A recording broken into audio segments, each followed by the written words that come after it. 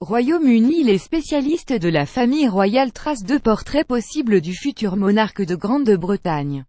D'un côté, un Charles qui rassemble, utilisant son pouvoir avec tact pour unir les esprits divisés et encourager le consensus. De l'autre, un Charles activiste, moteur de changement, clamant haut et fort ses opinions et défiant ainsi l'orthodoxie constitutionnelle. Peut-être ce second portrait contribuait-il davantage à expliquer les événements qui se sont déroulés à la cour cet été.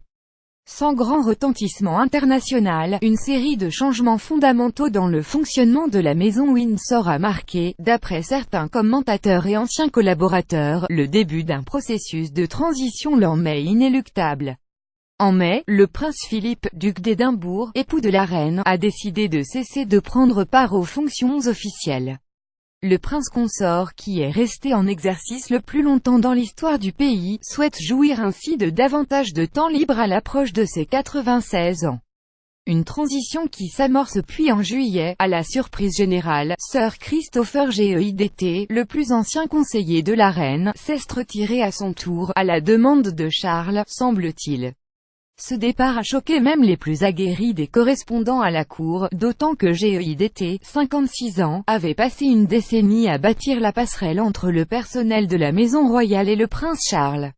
Les rapports indiquent que cette éviction sans précédent a suscité énormément d'inquiétude chez les collaborateurs de Charles, qui s'attendent à ce que l'héritier du trône exerce de plus hautes fonctions.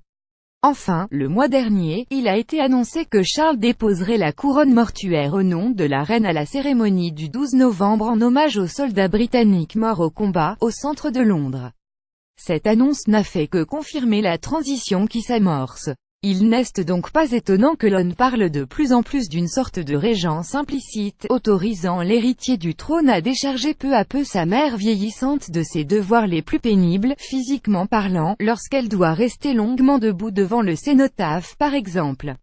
À mesure que la reine avance en âge, il se peut qu'elle décide de confier certaines tâches au prince Charles, explique Dickie Arbité, l'ancien attaché de presse de la reine, au HuffPost. En Grande-Bretagne, le prince Charles est souvent dépeint comme l'héritier présomptif, impatient et freiné par les contraintes liées à son rang, mais déterminé à prendre sa place sur le trône. Pourquoi n'abdique-t-elle pas, se séraille-t-il exclamé il y a près de 20 ans devant des amis. Mais cette année marque un record pour la reine, dont le règne dure depuis 65 ans. Elle a également célébré son 91e anniversaire en avril. À 68 ans, le prince Charles est désormais conscient d'être entré dans le troisième âge. Une opinion publique hostile de nombreux facteurs viennent déjà menacer le règne à venir du prince. L'intérêt croissant pour un régime républicain, une famille royale dont la cote de popularité est en chute, et les sentiments mitigés des Britanniques et du Commonwealth envers le prince Charles. Au Royaume-Uni, les sondages montrent que le peuple préférerait le voir abdiquer en faveur de son fils, le prince William, duc de Cambridge. Un autre sondage commandé par The Sun déclare que près de 51% des gens veulent voir la couronne passer au jeune William. Pour le New Reuters, affront supplémentaire à son futur règne, un sondage du Daily Express montre que les Britanniques souhaiteraient que sa femme, Camilla, duchesse de Cornouailles, devienne princesse consort et non pas reine, fait sans précédent pour l'épouse d'un roi. Et éventualité inconcevable pour le prince Charles, d'après certaines sources. Les commentateurs royaux sont d'avis que ces sondages ne doivent pas être pris au sérieux. En effet, ils reflètent sûrement l'humeur de la nation après la date anniversaire, en août, de la mort de la princesse Diana, première épouse du prince Charles. Le prince Charles ne sera pas dépossédé du trône. William est populaire, tout comme Harry, parce qu'il plaise à une génération plus jeune, ajoute Monsieur Arbité. Mais les sondages ne tiennent compte que d'un échantillon de personnes dont vous attendez une réponse précise à une question précise. Je ne fais pas confiance à ces enquêtes. Il est absurde d'extrapoler l'opinion de 64 millions de personnes en interrogeant 2000. De nombreux défis pourtant, même si leur importance est remise en cause, les sondages illustrent bien les défis qui attendent le futur monarque britannique, dans son propre pays. Mais sa route vers le trône ne semble pas plus aisée dans les pays du Commonwealth. Le couronnement du prince Charles, après le règne de la reine Elisabeth II, encouragera sûrement un regain républicain en Australie, bien que la population ait déjà rejeté une proposition de gouvernement local lors d'un référendum il y a près de 20 ans. Après cette défaite cuisante du mouvement républicain défait à 54,9%, une sorte de consensus général cesse de développer l'adoration pour la reine et l'incertitude liée à la manière d'élire le chef du gouvernement a handicapé dès le départ ce mouvement historique. Le Premier ministre Malcolm Turnbull, fervent défenseur de la République, ne fera d'ailleurs pas campagne. L'ex-leader du mouvement républicain australien a déclaré que ses compatriotes étaient élisabétains peu de temps après avoir rencontré la reine en juin, une position qu'il tient depuis 2008, 10 ans après la défaite du parti au référendum. Plus ancienne que la fédération, l'idée d'une république australienne est revenue sur le devant de la scène en 1991, lorsqu'elle a officiellement intégré le programme du Parti travailliste. L'ex-premier ministre Paul Keating, surnommé le batracien d'eau pour avoir posé sa main sur la reine lors d'une visite officielle, avait déclaré en 1995 devant le Parlement qu'une république répondrait sans aucun doute à l'éternelle question de l'identité australienne, de notre identité et de nos valeurs. Être dirigé par un chef d'État étranger est contraire à cet idéal, car nous ne sommes pas l'appendice politique et culturel d'un autre pays. Nous sommes Australiens, tout simplement, avait-il déclaré, ajoutant que la position de l'Australie au sein du Commonwealth ne serait pas affectée. En 2015, toujours convaincu du bien fondé de sa proposition, il se disait écœuré que les Australiens attendent que le prince Charles hérite du trône. 4 ans après le discours de 1995, les Australiens étaient prêts à répondre non à la question de la République. Cette décision avait poussé Turnbull à déclarer que le Premier ministre de l'époque, John Howard, un conservateur opposé au système républicain, avait brisé le cœur de la nation suite à l'échec du référendum. Cette défaite en avait surpris plus d'un. Phil Noble Reuters. Bien que les sondages depuis 1993 montrent qu'une majorité d'Australiens se prononcent en faveur de la République, le vote de 1999 s'est soldé par un échec en grande partie parce que l'électorat ne faisait pas confiance au modèle proposé, un président désigné par le Parlement, et non élu par le peuple. Des sondages plus récents apportent un autre éclairage à cette situation. En 2015, un article du journal des sciences politiques australien avançait que la monarchie, rongée par les scandales, avait perdu beaucoup de soutien dans les années 1990. Cependant, l'opinion publique s'était rétablie après 1999, devenant particulièrement positive en 2011 avec le mariage de William et Catherine, puis en 2013 et 2015 avec les naissances du prince George et de la princesse Charlotte. À titre de comparaison, un sondage mené par l'ARM en 2015 auprès de 1008 personnes indiquait que 51% souhaitaient qu'un chef d'État australien remplace le roi Charles lorsque celui-ci succéderait à sa mère. Selon un autre sondage, mené en décembre 2016 par l'Université nationale, indiquait que 53% des Australiens voulaient avoir leur propre chef d'État. Un sondage Newspoll de décembre 2015 plaçait ce chiffre à 51%. Le rôle de la reine en Australie. Quand la reine visite l'Australie, elle s'exprime et agit en qualité de reine de l'Australie, et non du Royaume-Uni. En tant que monarque constitutionnel, la reine suit les conseils des ministres australiens, qui répondent du Parlement. Elle est représentée en Australie au niveau fédéral par un gouverneur général qu'elle désigne sur proposition du Premier ministre australien et qui agit en totale indépendance du gouvernement britannique. Bien que Malcolm Turnbull ne souhaite pas faire campagne en faveur de la République, il avance des idées similaires. Il s'agit d'élargir le champ de nos prérogatives, d'être patient et endurant. C'est une question de respect mutuel, déclara-t-il lors d'un colloque de l'ARM organisé l'année dernière à l'université de Sydney.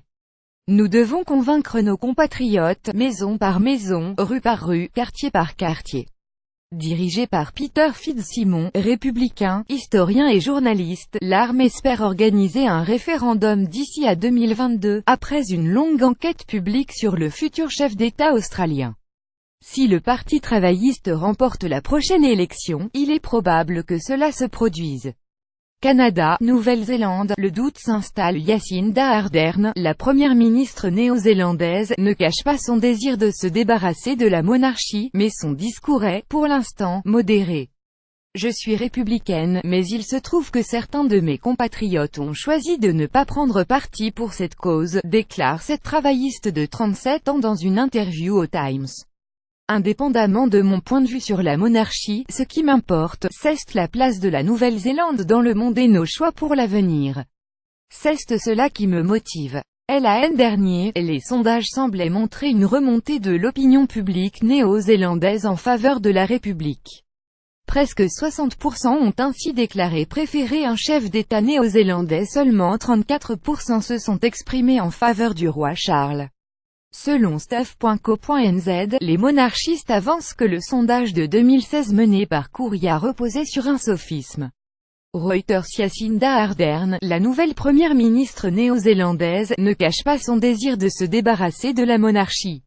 Le point de vue de Ardern, devenue première ministre après un accord de coalition avec le parti libéral New Zealand First, la Nouvelle-Zélande d'abord, sera au centre des préoccupations de l'équipe du prince Charles à Clarence House, notamment quand elle avance que le mouvement pro-républicain aura principalement des répercussions sur la reine, plutôt que sur la couronne. Quel que soit le moment où nous prendrons une décision, il y aura forcément des répercussions. Une monarque très appréciée sera touchée par cette décision, expliqua-t-elle. Charles attend de monter sur le trône au moment où plus de la moitié des Canadiens rejettent l'idée que la monarchie ait un rôle officiel à jouer dans les affaires de la nation. Selon le tout dernier sondage réalisé par Ipsos pour Global News, 61% des Canadiens estiment que la reine et la famille royale, qui ne sont rien d'autre que des célébrités, ne devraient tenir aucun rôle officiel dans la société canadienne. Ils sont 53% à penser que la reine devrait abdiquer en faveur de son héritier, tandis que 50% sont d'accord pour que le Canada coupe ses liens avec la monarchie à la fin du règne de la reine. Cela dit, 63% jugent important de se souvenir que le pays est une ancienne colonie britannique, membre du Commonwealth. L'abdication de la reine, une hypothèse actuellement inimaginable si l'on en croit certains initiés, impliquerait que Charles devienne automatiquement chef d'État du Canada, de la même façon que si elle venait à mourir.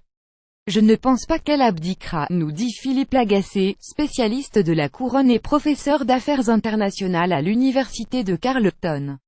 Tout simplement parce que ce serait contraire à la vision qu'elle a de son rôle, ainsi qu'au serment qu'elle a prêté. Il est plus probable que l'on assiste à une régence avant l'abdication.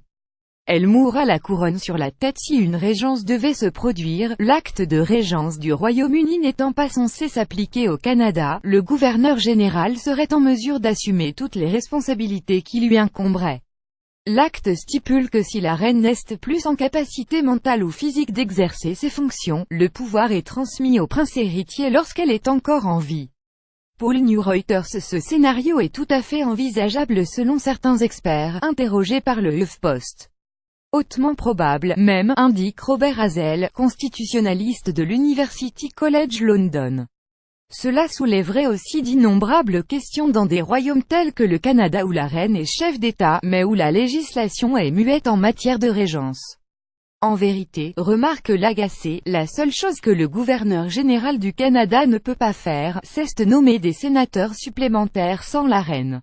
Selon lui, il existe deux solutions: soit le gouvernement canadien fait valoir que, dans les faits, l'acte de régence britannique s'applique au Canada, soit, et c'est ce qui serait quasiment le pire scénario possible, il adopte un acte de régence canadien qui nécessite que le Parlement légifère, et pourrait être source de litiges judiciaires. Le pire scénario, d'après lui, celui dans lequel toutes les provinces seraient consultées, ce qui conduirait à d'inévitables désaccords entre les diverses parties dont les intérêts divergent. Avec la collaboration d'Ewin Blackwell à Sydney et de Rebecca Zamon à Toronto, cet article, publié à l'origine sur le HuffPost britannique, a été traduit par Iris Le Guignot, Héloïse Guillotot, Marc Hébert-Guillon et Catherine Biros et Bamian Schiff pour Fast Forward.